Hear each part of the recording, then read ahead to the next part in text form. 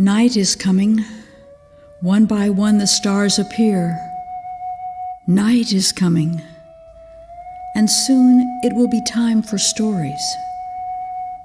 Long ago, storytellers invented magical stories about the sun, moon, stars, and the other great mysteries of the sky. The stories were not meant to explain these mysteries. Rather, they were told to help people pay attention to our world. Today, scientists use another way to help us pay attention to the mysteries of the sky. By observing, measuring, and predicting, they explain how the world works. And like the storytellers of old, today's scientists can lead us to better know and care for our world. Storytellers and scientists are today's SkyTellers, for they both tell us about the sky. And though each tells a different kind of story, both help us to better know our world and ourselves. Night is here. Listen now. This is the time for stories.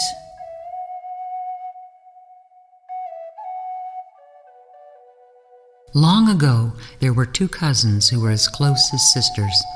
When they grew into women and received the chin tattoos that said they could marry, many people watched to see which men would win the hearts of these strong, good-looking women. But these girls were not interested in any of the young men, for they were in love with the moon. Often they would go down to the beach and sit together on the sand waiting for the moon to rise. They would turn their kayak over and lean against it, talking and watching the moon cross the heavens. "He's so handsome," one would say. "Yes," said the other, "I wish he would come down here and we could marry." One night the moon drifted behind some clouds and all was dark. Just then the girls heard the sound of footsteps on the sand, and a young man appeared wearing a great mask of light on his face. "I'm the moon," he said. "I have heard you two talking. I need a wife. I will marry one of you if you will travel to my home." "But we have never been apart," cried one of the girls. "You must marry us both," said the other, and the young man agreed.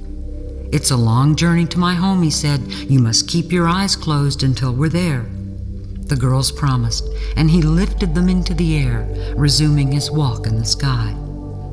At first, both girls kept their eyes closed, but finally one cousin grew impatient. She opened just one eye, and suddenly she was falling. She fell down, down, down to the sand on her beach.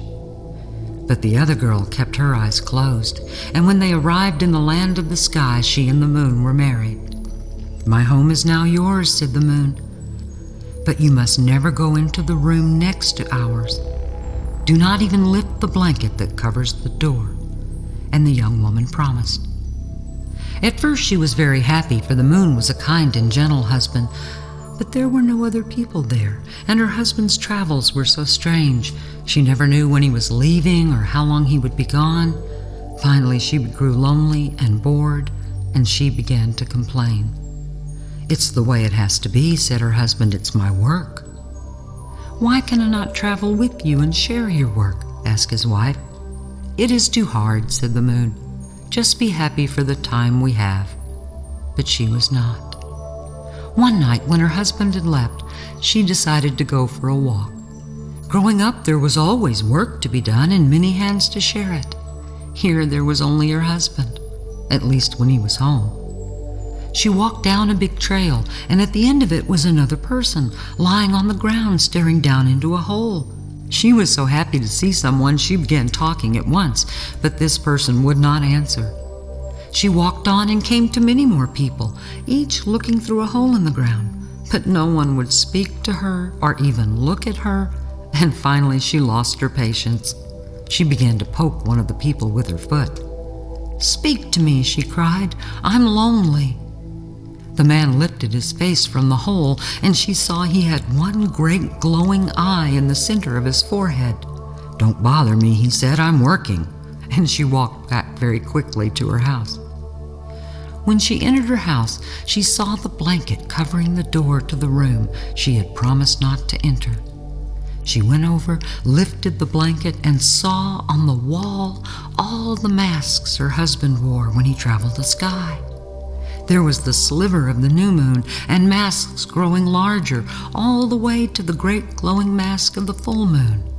She saw the space where the half-moon mask her husband was now wearing would hang. She said to herself, "I wonder how he feels, carrying the light on his face." She walked over, slowly took down the mask of the not yet full moon and put it on her face. And it stuck. She pulled and pulled, but it stayed on her face. Just then she heard her husband returning. She ran to the bed and covered her head with the furs. When the moon entered the room and saw her like that, he said, "Wife, are you ill?" "I have a pain in my face," she said. He walked over to the room to put his mask away, lifted the blanket, and saw the place where a mask was missing. He returned to his wife, lifted the furs, and when he saw her, began to laugh and laugh. Gently he lifted the mask from her face. "Maybe you better tell me what else you have been up to today," he said. So she told him about the people with the glowing eyes and how she had poked one of them with her foot.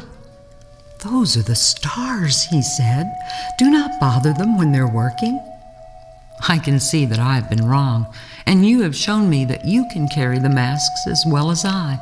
From now on, I will carry the masks from the new moon to the full, and you may carry them from the full to the dark." And so it has been to this day. Each month, the man and the woman share the task of carrying the moon's light through the sky.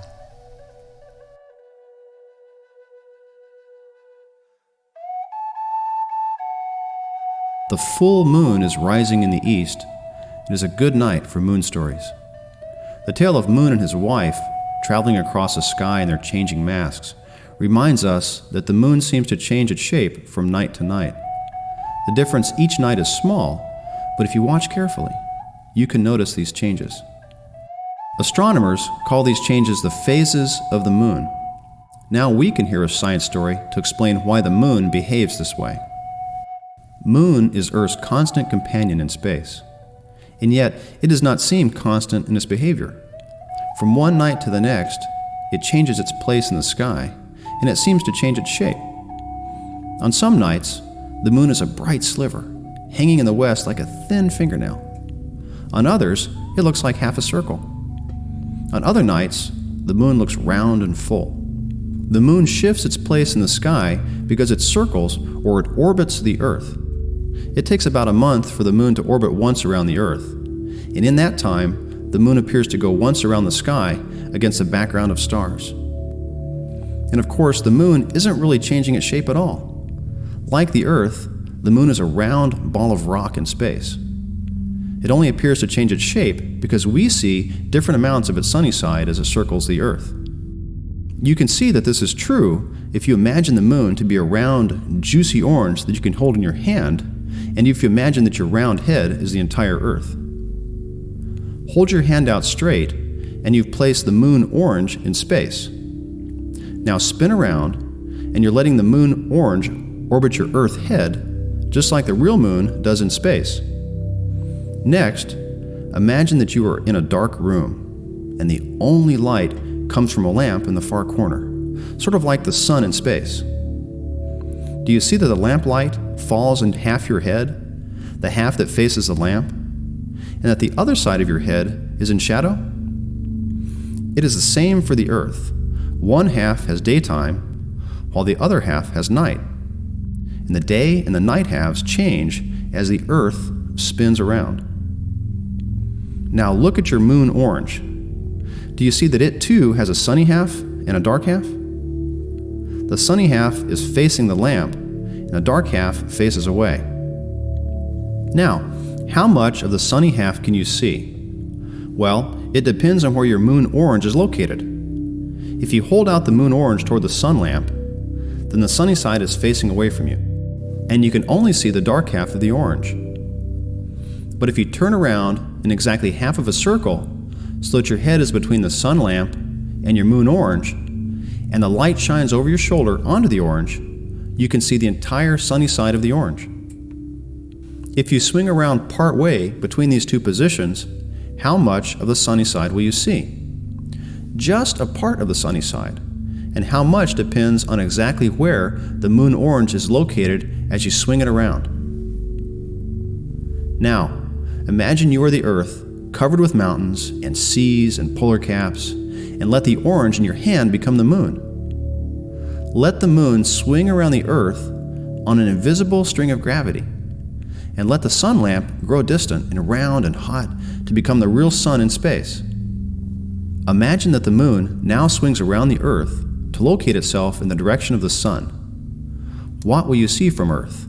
Nothing. For Moon is wearing his dark mask. He sits in the daytime sky with the sun, his sunny side facing away, and his shadowy side facing us. We call this phase new moon. We could also call it no moon, for we cannot see him in the sky. But as Moon moves in his orbit to other positions, we can start to see his sunny side. First, just a little crescent portion, then half of his sunlit part, then more, as if he changes his mask every night.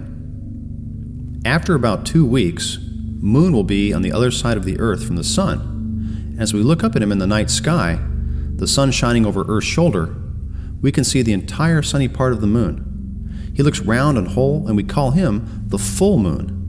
And his mask of sunlight completely covers his face. But Moon keeps moving around Earth, so we begin to see less and less of his sunny part as Moon's mask seems to change every night. Finally, after about 2 weeks more, Moon gets back to his place between the Earth and the sun, and we have new Moon again. And so it goes. Moon keeps moving. We see different amounts of his sunlit side from one night to the next. Phases and masks, masks and phases. The faithful Moon circles the Earth each month, bringing the pale sunlight he wears on his face to brighten our night and to remind us of the beauty to be found in the world, in the day and in the night. Go out and look for the moon. What mask is he wearing tonight?